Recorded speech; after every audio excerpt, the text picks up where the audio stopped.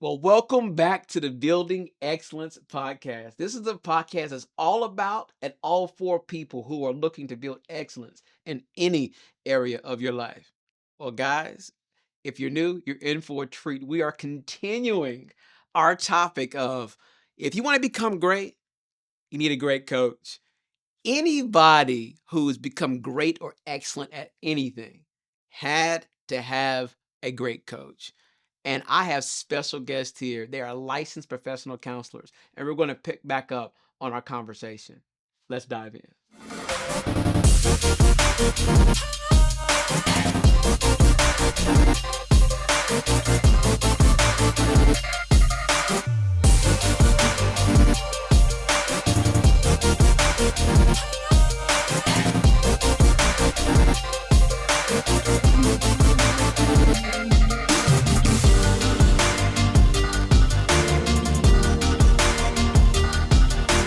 So, this next question is this: why do you believe mental health is just as important as physical health, especially for high achievers or entrepreneurs or leaders or parents?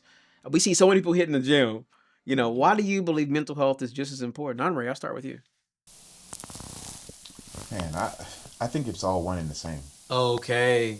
Honestly, I think if you're going to be healthy, that includes everything. That includes your mental health. It includes your physical health.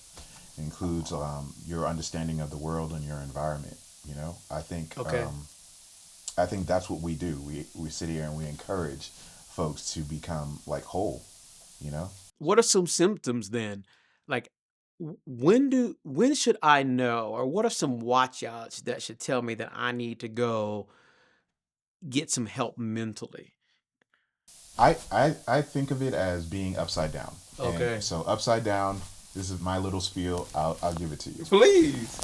Being upside down is like psychosocially, I think we develop in stages in our life, right?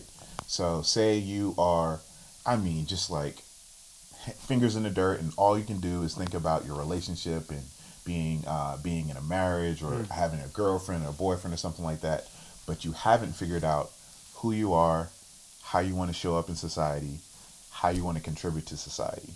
Wow. That is a developmental stage that needs to happen prior to you figuring whether or not you want to live life with someone. Wow. So it's just upside It's down, really good. and it's really locked in, you know. And there's all kinds of behavioral risks and stuff like that. That at the very basic level of psychology, you can look it up online if you want to. It doesn't matter. I encourage people to do that type of stuff because some of this stuff is fundamental to how we show up as human beings. You have to be right side up and go through these stages. Okay. Katrina, almost same question. Let me ask you this. What are some watch outs that you would say? Like, what are some things that you're like, man, if you see this in your life, if you're feeling this, or perhaps here are some things that are going on with you, these are some indicators that, man, maybe you might not be in the best mental health. You mentioned high achievers, entrepreneurs, Yeah. leaders. Naturally, you're going to be drained. Mm, Naturally, that's talk about it. natural Mhm. to the position, right? Wow. Just hearing the titles, right, holds a lot of weight, right? You have Yes. pressures every single day, emails, demands. That's naturally going to deplete you every single day, Mhm. right? So if it in relation to physical health, if you broke your arm, right, like you said earlier, you're gonna go to the doctor, you're gonna go to the McBride or Come the on. specialist, Yes. right? Because you want to get this arm back to where it was, right? So you think about your being drained every day from the demands of those jobs. You have to do the same. Mm, You have to get back to that point of uh, uh, health so you can be more creative, so you got can it. be able to do your job, to be able to love on others, love your employees, love your wife, love your husband. You you get so exhausted, and I think with those positions, most people um, push themselves to exhaustion, and Mm, they think because they're exhausted that they're accomplishing something, wow. right? You think that, oh, I'm doing good because Because I'm I work exhausted. through it, Because I've worked, every day I I've work through outworked it, it. Yeah. but you think about you going home, same level of energy, right? You're thinking about all day for about 15, 20 hours a day. you're expending yourself, Mm. right? So naturally you're going to be drained. So you can't get to the point where you're burnt out, right? So you're going to be more anxious. You're going to be more down, depressed, right? Mhm. You're not going to feel your best just through making decisions alone. You're not going to make the right decisions all the time if you're always exhausted. It's good. Think if I wake up and I'm like really tired, my attitude shifts a little. Not Yes. on purpose, Mhm. but it's just how it is. I'm exhausted, right? And so you think about that feeling of tired. It's like that's how you're moving throughout It's life. about bandwidth. Right. It's about mental, spiritual Right. bandwidth. You have to be, if you're going to expend that amount of energy and effort, you have to be filled up in some way. You know what I mean? And Mm. you have to take that into account, right? I think a buzzword now is accountability. Everybody wants to be accountable, right? You know what I mean? But you can be accountable to more things than you're actually responsible for. And if you're accountable to more things than you're responsible for, then you're going to start to dip into the negative. You know what I Mm. mean? Because that's where the mental health comes in. It's like Got it. a healthy person won't take responsibility for something that has nothing to do with them. You Mm. know what I mean? I think there's spiritual things going. There's all kind. It's all in one envelope: mental, physical, spiritual, all in one envelope on how you're supposed to conduct yourself and make sure you achieve that balance that's necessary to be successful. That's good. I have a segue here. So this next question I think ties perfectly to this. It says this.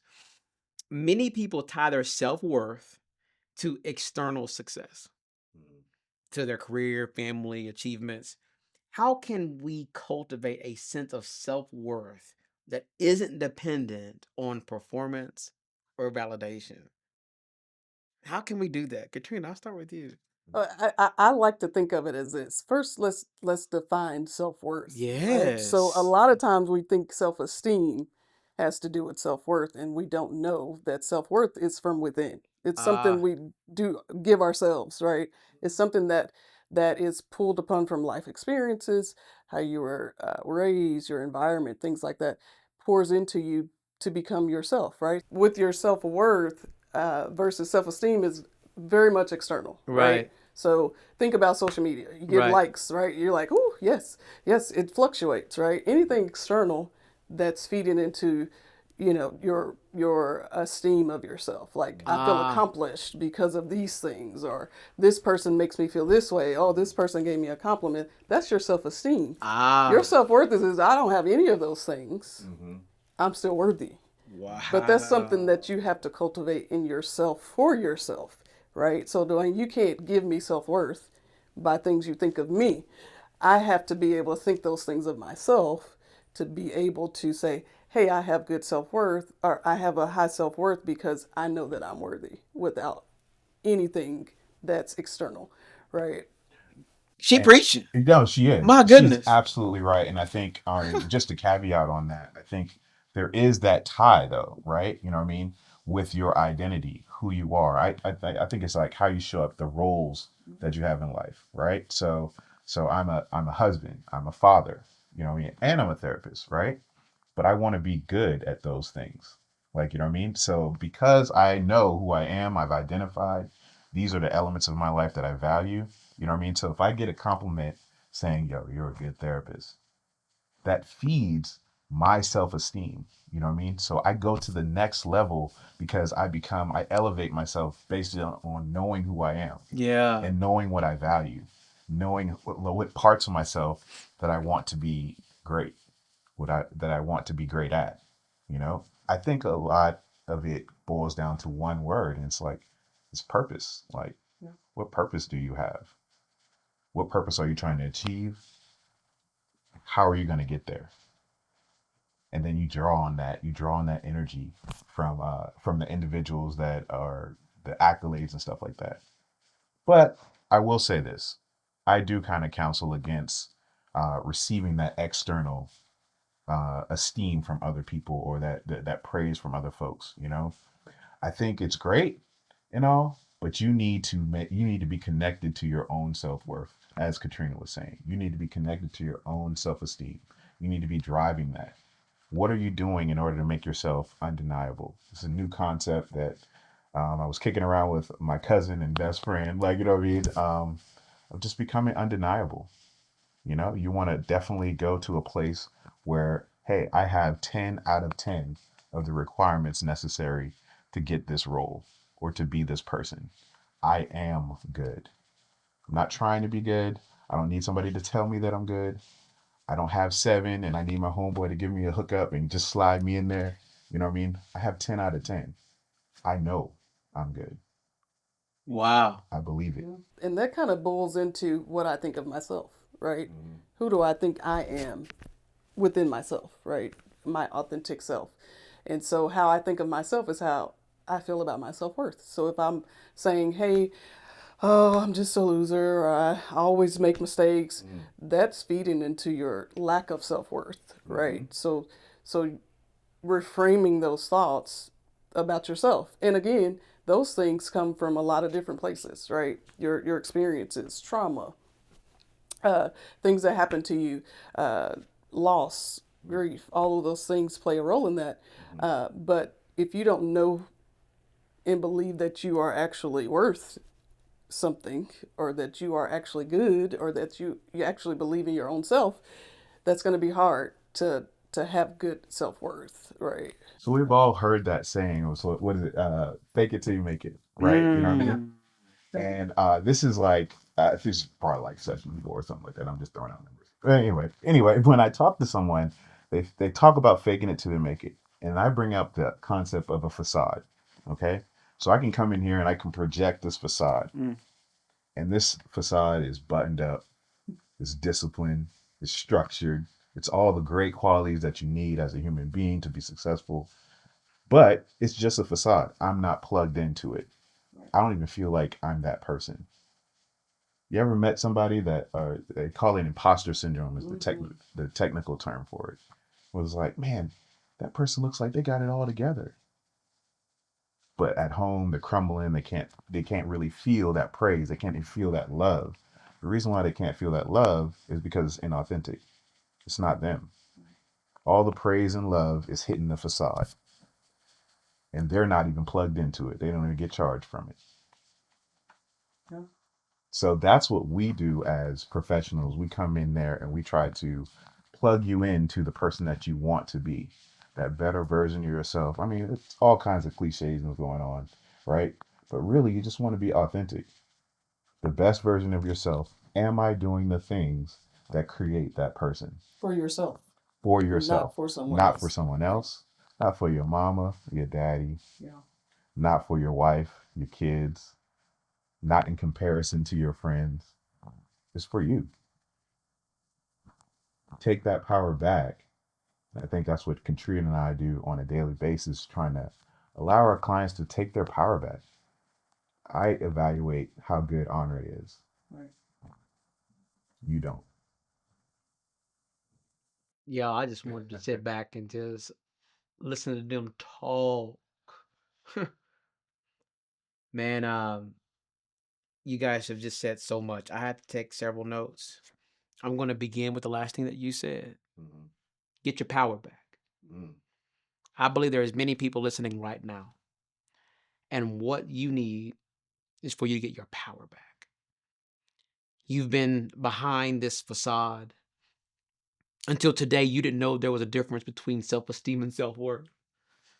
You've been like me, and the number of clicks, the number of likes built up that facade, made me feel better about myself, self-esteem. The number of people that told me good job at work, the number of people that said that they liked what I do, or they saw what I do, made me feel good, self-esteem. And then me and you, we just listened to another word that helped us. And then we get home and we feel like an imposter. And everybody thinks we got it all together, but on the inside we're crumbling. Didn't even know that's what that meant. Learned that today. But if we go see some professional help, they can help us not be an imposter anymore. They can help us get our power back. They can help us be comfortable being our authentic self. being comfortable and powerful and leading to get to achieve our purpose while being the authentic self. Wow. I did my best to write down everything that you guys said because I believe that's been my life journey. Whenever I was at my worst, I was an imposter. I was wanting to make everybody feel like I had it all together, make everybody feel like I was good, and it wasn't until uh, that wall came crumbling down, and I said, "Who am I? Who am I now?" Right. And it forced me to my knees. And it wasn't until that moment, it was I would call that was my breaking point. It wasn't until that moment that I began to really try to seek and find my purpose. Mhm. And then that helped me to dial into who I am authentically. And then from that point forward, I began to try to um, just get better at being the best me that I could be versus trying to be anybody else, right? That's all you can do. Guys, I never heard anybody break that down like that. Um, I need y'all to help other people like me. Okay. If there are people out there that are wanting to get their power back and they feel like daily they're an imposter, people are giving them an applause, but on the inside, they're thinking, only if you knew. um, Yeah. how could they reach you? How could they connect with you to begin the journey of getting their power back? You know, Katrina, let's start with you. Like, um, remind us the name of your company and how do we best get in contact with you to get our power back? Yeah, so the best way to contact me is to go to my website, www.renewrestorationllc.com. Scroll down on the homepage, fill out your information, and within 24 hours, we're going to partner on this journey to help you get your power back. That's what I'm talking about. Man, how about you, Andre? Absolutely. OJWcounseling.com. I have a website as well. You scroll down to the bottom, there's a book an appointment. You can get in there for your initial consultation, fill out all your profile information. It's all good. I'll get in contact with you and we'll get started on getting your power back. Wow. Wow. Well, guys, this has been such a powerful session, and I have so many more questions to ask. I just had to pause on that one because, man, I really do believe that you've helped people understand what imposter syndrome is. You've helped us understand that there's a difference between self-esteem and self-worth. I had those right in the same. That I almost would say, and you guys tell me if I'm wrong, that self-esteem is more so how you feel. Is that what am I, did I hear that External right? factors. It's external factors, and that my feelings can go up and down, but how I feel should not remotely determine my self-worth. My self-worth should be self-defined, that I am here, and it should be a positive outlook. And if it's not a positive outlook, y'all are somebody that can help me get a positive outlook on that thing. Well, guys, we're going to have more conversations with these. As you can see, they licensed professional counselors. Okay, they teaching us a few things, and I can't wait to come back. Will y'all come back? Yeah. Can we have some more absolutely. conversations? Absolutely. Well, listen. They said it publicly. They were going to have more conversations. I hope you've enjoyed these sessions with these wonderful people. Thank y'all. Thank y'all for your time. Thank you for helping me and helping us. And I hope that this helped everybody listening get at least one step further on your journey to building excellence in some area of your life. Thank you, guys. See you guys next time.